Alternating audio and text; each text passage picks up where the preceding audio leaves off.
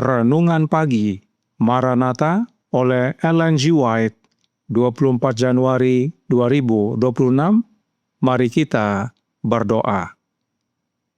Bapa kami yang di sorga, Allah pencipta langit dan bumi, laut dan segala isinya, Allah yang maha besar, maha kuasa, sumber segalanya, yang kami sembah selalu melalui anak-Mu yang tunggal, Yesus Kristus.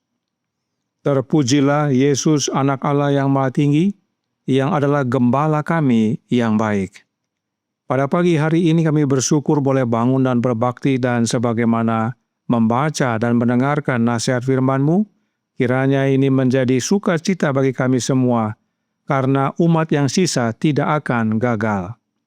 Beserta kami sepanjang perbaktian ini kehendak-Mu yang jadi, ampun kami akan dosa dan salah, karena kami berdoa hanya dalam nama anak Allah yang tunggal, Yesus Kristus, yang adalah Tuhan dan Juru Selamat kami. Amin. Renungan hari ini akan dibacakan oleh Ibu Wanda Pondaa. Kepada Ibu Wanda, kami persilahkan. Selamat pagi. Judul renungan pagi kita hari ini adalah Jemaat Tidak Akan Gagal. Ayat inti terdapat di dalam Matius 16 ayat 18. Dan aku pun berkata kepadamu, engkau adalah Petrus, dan di atas batu karang ini aku akan mendirikan jemaatku, dan alam maut tidak akan menguasainya. Mereka yang menuruti perintah Allah dan iman kepada Yesus akan merasakan murka naga dan bala tentaranya. Iblis menganggap dunia sebagai miliknya.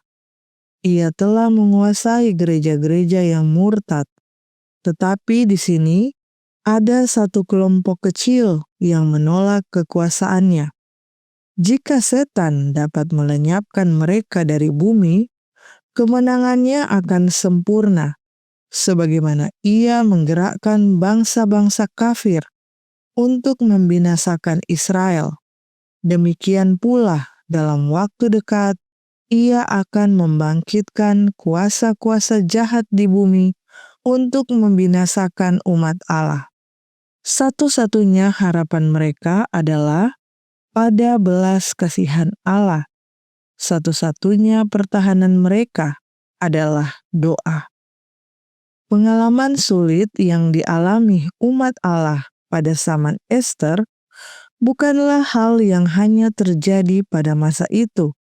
Sang Pewahyu memandang ke ujung zaman, menyatakan, maka marahlah naga itu kepada perempuan itu, lalu pergi memerangi keturunannya yang lain, yang menuruti hukum-hukum Allah dan memiliki kesaksian Yesus.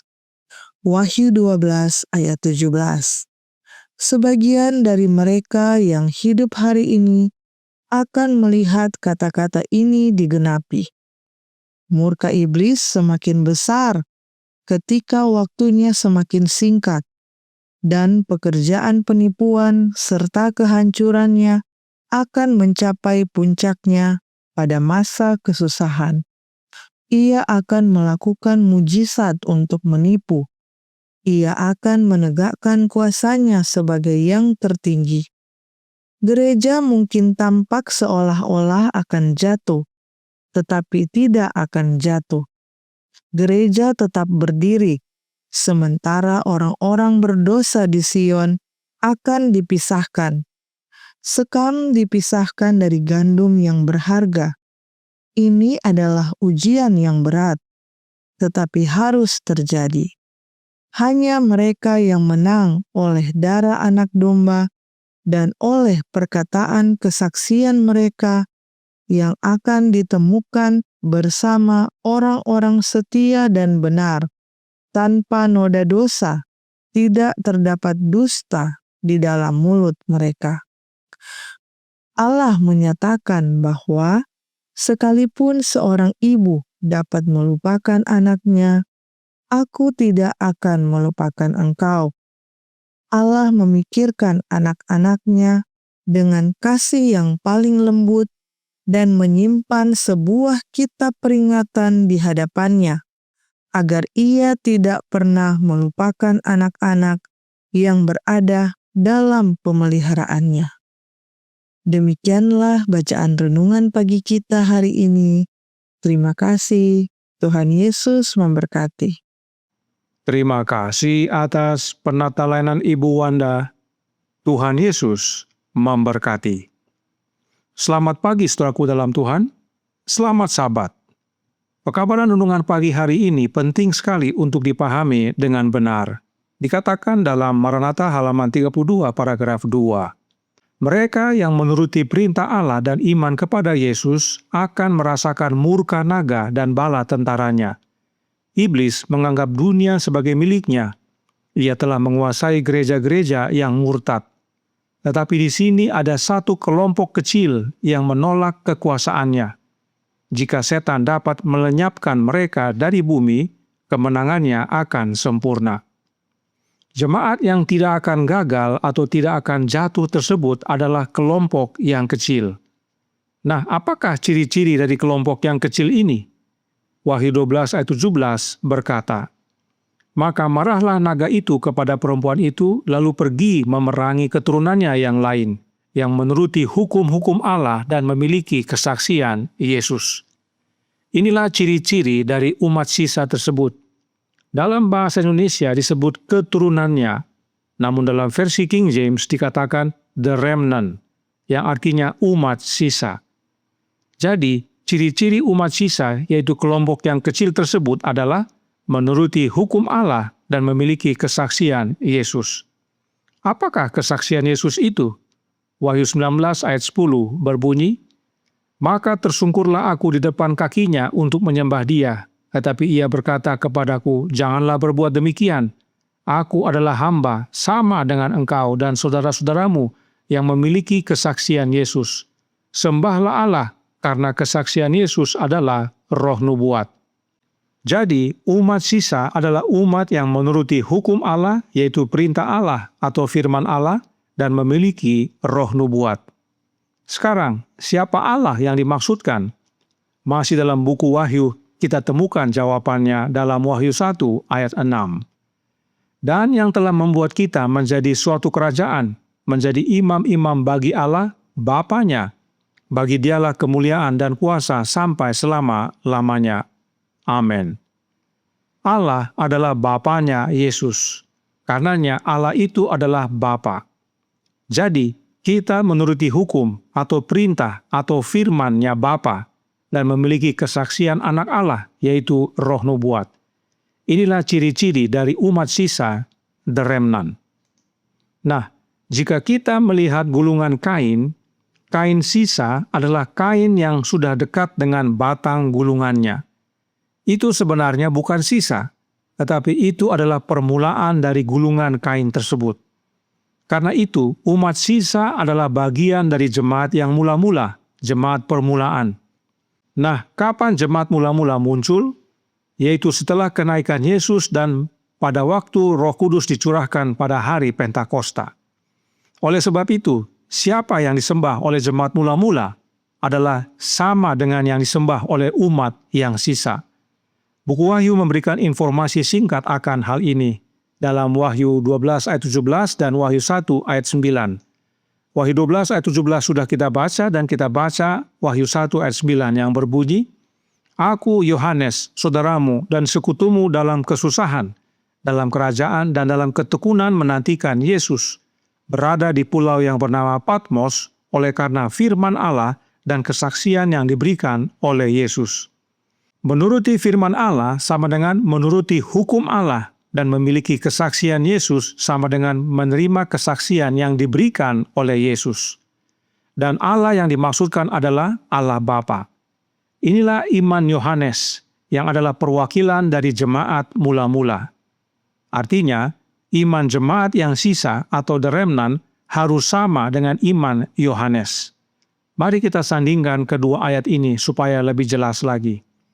Ciri-ciri umat mula-mula diwakili oleh Yohanes adalah menuruti akan firman Allah, yaitu firman Bapa, dan memiliki kesaksian yang diberikan oleh Yesus, yaitu anak Allah. dan ciri-ciri umat sisa atau ciri-ciri the remnant menuruti akan hukum-hukum Allah, yaitu hukumnya Bapa, dan memiliki kesaksian Yesus, yaitu kesaksian Anak Allah.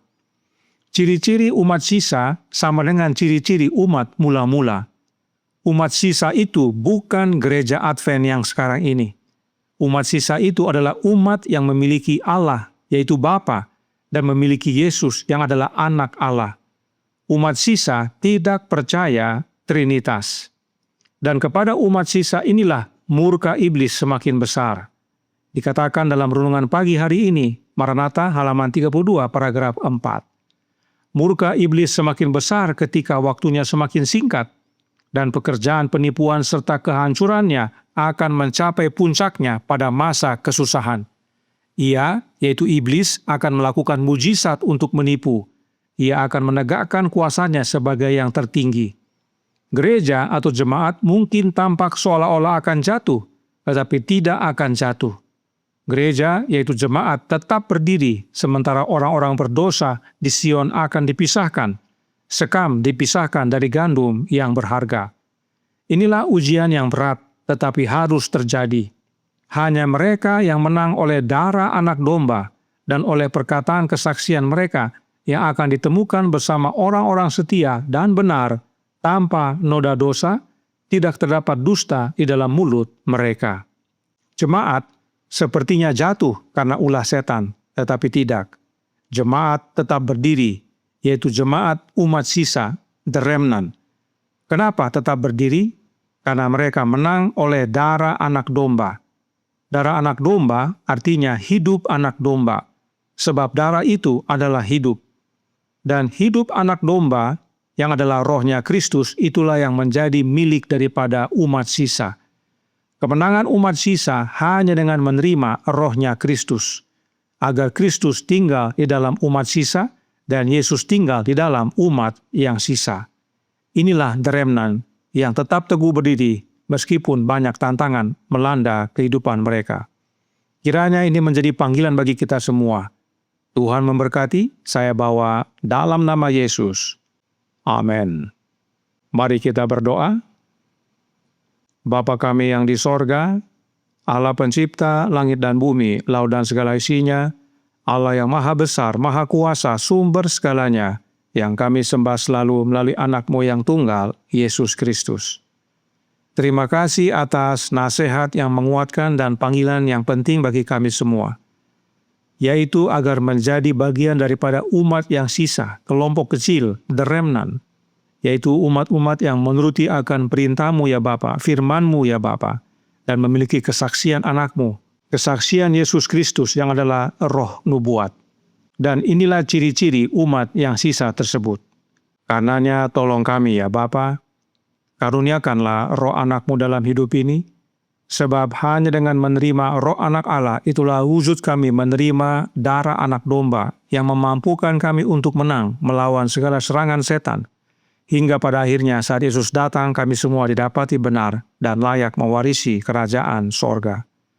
Beserta kami ya Tuhan, kehendak-Mu yang jadi, ampun kami akan dosa dan salah, karena kami berdoa hanya dalam nama anak Allah yang tunggal, Yesus Kristus, yang adalah Tuhan dan Juru Selamat kami. Amin.